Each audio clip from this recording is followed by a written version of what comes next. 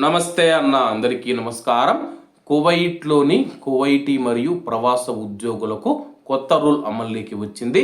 వివరాల్లోకి వెళితే కువైట్లోని ప్రభుత్వ మరియు ప్రైవేటు రంగాలలో పనిచేస్తూ ఉన్న కువైటీ మరియు ప్రవాస ఉద్యోగులందరూ తమ యొక్క విద్యా అర్హత పత్రాలను నిర్ణీత గడువులోగా అప్డేట్ చేయాలని చెప్పేసి కువైట్ సర్టిఫికేట్ పరిశీలన కమిటీ ఆదేశించింది.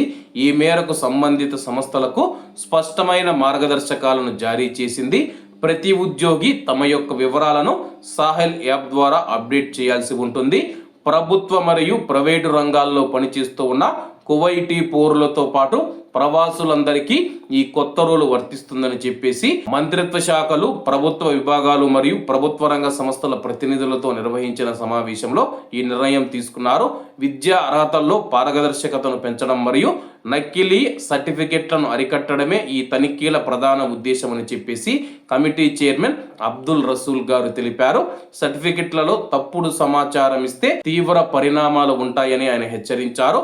1960 కువైట్ శిక్షా స్మృతి చట్టం నెంబర్ 61లోని ఆర్టికల్ 259 ప్రకారం సర్టిఫికెట్లలో మోసాలకు పాల్పడితే కానీ గరిష్టంగా 5 సంవత్సరాల జైలు శిక్ష, 5,000 కువైట్ దినార్ల వరకు జరిమానా ఉంటుంది, లేదా నేర తీవ్రతను బట్టేసి 2 విధించే అవకాశం ఉంటుందని చెప్పేసి కావున కువైట్లో ఉన్న కువైటీ మరియు ప్రవాస ఉద్యోగులందరూ గడువులోగా తమ యొక్క విద్యా ధృవీకరణ పత్రాలను సరి చేసుకోవాలని చెప్పి అధికారులు సూచించారు.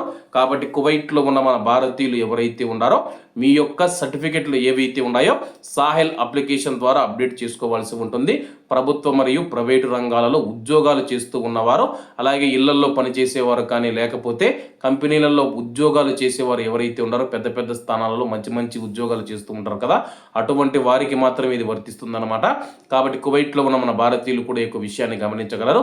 ఎవరైనా నకిలీ సర్టిఫికెట్లతో ఉద్యోగం పొంది ఉంటే కానీ దయచేసి కువైట్ను వదిలి వెళ్ళిపోవడం మంచిది. అధికారులు కానీ పట్టుకుంటే కానీ 5 సంవత్సరాల వరకు జైలు శిక్ష, 5,000 దినార్ల జరిమానా ఉంటుంది.